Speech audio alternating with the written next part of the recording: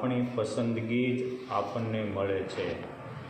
પ્રત્યેક વ્યક્તિને પોતાની પસંદગી એ જ પોતાની પ્રાપ્તિ થાય છે। માટે એવું કહીએ કે પસંદગી એ જ પ્રાપ્તિ તો કંઈ ખોટું ન કહેવાય। આજ દિવસ સુધી જે કાંઈ આપણને મળ્યું છે એ આપણે એવું જેવું પસંદ કર્યું છે એવું આપણને મળ્યું છે। હજી જીવનમાં ભવિષ્યમાં કાંઈ મળશે તો એ આપણી પસંદગી છે એ આપણને મળશે। દેવોને દાનવોએ મળીને સમુદ્ર મંથન કર્યું। સમુદ્ર મંથનને અંતે 14 રત્ન નીકળ્યા, છેલ્લે લક્ષ્મીજી નીકળ્યા। પછી દેવોને દાનવોની એક બાજુ મોટી સભા થઈ। બધાએ નક્કી કર્યું કે લક્ષ્મીજી કોને વરે। સર્વાનુમતે ઠરાવ થયો એ જેને પસંદ કરે એને વરે। હવે ત્યાં તો થોડાક જ હતા, 64 કરોડ દેવતાઓ હતા, 64 કરોડ અસુરો હતા, 33 કરોડ દેવતાઓ હતા। ખાલી 97 કરોડમાંથી એક વ્યક્તિ સિલેક્શન કરવાના હતા। લક્ષ્મીજીએ જોયું તો જેમાં રૂપ દીઠું એમાં ગુણ ન દીઠ્યા, ગુણ દીઠું એમાં રૂપ ન દીઠ્યા, સામર્થ્ય દીઠી એમાં સરળતા ન દીઠી, સરળતા હતી એમાં સામર્થ્ય ન દીઠી। પછી એને વિચાર્યું મારે આમાંથી પસંદ કોને કરવા। પછી સર્વ સુખના નિધાન, સર્વ દોષે રહિત, સર્વ સદ્ગુણોએ સંપન્ન અને સર્વ સુખના નિધાન, આ રીતે એક નારાયણને જોયા। પછી એમના વિશે એની ભક્તિ થઈ અને એમને વરમાળા પહેરાવી અને લક્ષ્મીજી નારાયણને વર્યા। ત્યારથી આપણે લક્ષ્મીનારાયણ દેવની જય બોલતા થયા।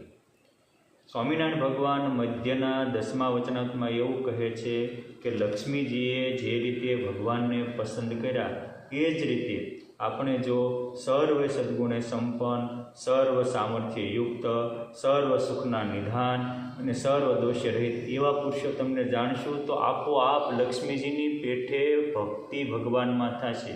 માટે લક્ષ્મીજીની પેઠે આવી રીતે ભગવાનને સામર્થ્યયુક્ત, સદ્ગુણયુક્ત અને સુખયુક્ત અને સર્વથી મહાન સમજશું તો એવી રીતે સમજીને એની પસંદગી કરીએ તો એમાં ભક્તિ થાય। આ પસંદગી એ જ ભક્તિ છે। જ્યાં સુધી પસંદગી જગતની છે ત્યાં સુધી કોઈ કાળે આપણે ભગવાનને પામશું નહીં। જેની જે પસંદગી હોય એ જ મળે। એક રાજાએ પોતાના 2 યુવાન પુત્રને કહ્યું કે આ મોટો હોલ છે, 10 દિવસનો તમને સમય આપું છું, 5,000 રૂપિયા આપું છું। 5,000માં તમારે આ 10 દિવસમાં આખા હોલ ભરી દેવાના છે। જે આખો હોલ ભરી દેશે એને હું રાજતિલક કરીશ।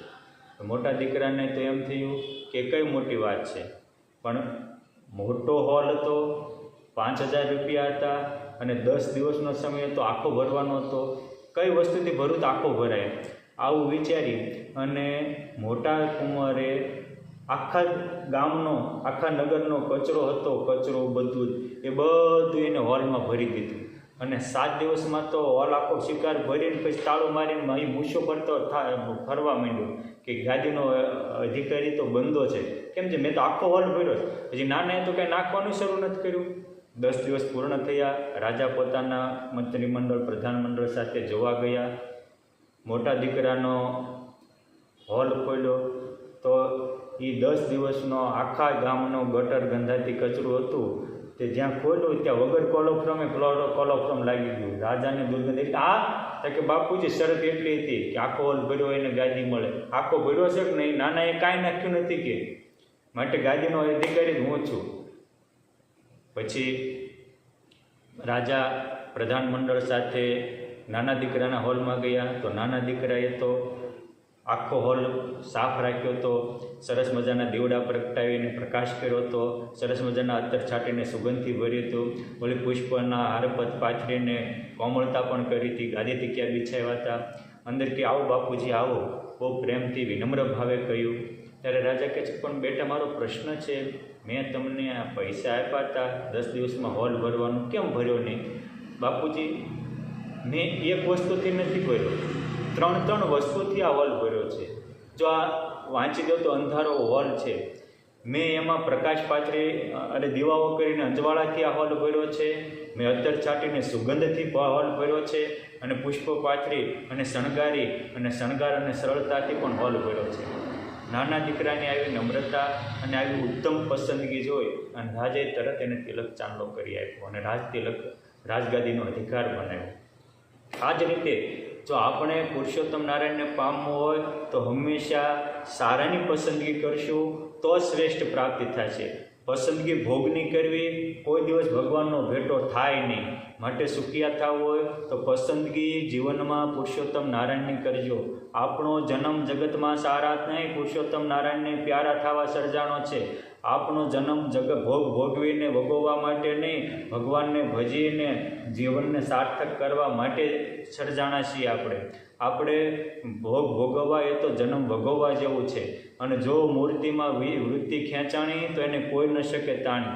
પણ પસંદગી હશે પરમાત્માની તો જ પરમાત્માનું ધ્યાન થશે, ભજન થશે. આપણે માનસી પૂજા હરખી નથી થતી, ધ્યાન સરખું નથી થતું, એનું મુખ્ય જો કારણ હોય તો આ એક જ છે કે આપણા દિલમાં ઈચ્છા ભોગની છે અને ભગવાનમાં પ્રેમ કરવા જઈએ છીએ. જો ભગવાનની જ ઈચ્છા હશે ને ભગવાનને જ પામવાની તમન્ના હશે તો મારા બાપ જ્યાં જુઓ ત્યાં ભગવાન દેખાશે. ખુલ્લી આંખે ધ્યાન થશે ગોપીઓની જેમ. જ્યાં જોઈએ ત્યાં કૃષ્ણ દેખાશે, તુલસીદાસજીની જેમ. જ્યાં જોઈએ ત્યાં રામજી દેખાશે. શિયા રામમય સબ જગ જાની કરું પ્રણામ જોરી જુગ પાની. આવી સ્થિતિ થઈ જશે. મુક્તાનંદ સ્વામીની જેમ જ્યાં જોઈએ ત્યાં રામજી બીજું ન ભાષે રે, ભાત દેખી ભૂલે નહીં અનુભવ ઉજાશે રે. આપણે પણ મુક્તાનંદ સ્વામી જેવા આવા અલૌકિક અનુભવમાં રમતા થઈ જઈશું. માટે જે કોઈ પુરુષોત્તમને પામ્યા છે એને પુરુષોત્તમની પસંદગી કરી છે ત્યારે જ પુરુષોત્તમ નારાયણને પામ્યા છે. માટે આપણી પણ જીવનમાં પસંદગી હંમેશા પ્રભુ પ્રાપ્તિ બની રહે, ભગવાનનું દિવ્ય લૌકિક સ્વરૂપ બની રહે, પ્રભુ પ્રેમ બની રહે, એવી જ આપ સૌ ભક્તોને આ સેવકની પ્રાર્થના છે. જય સ્વામી.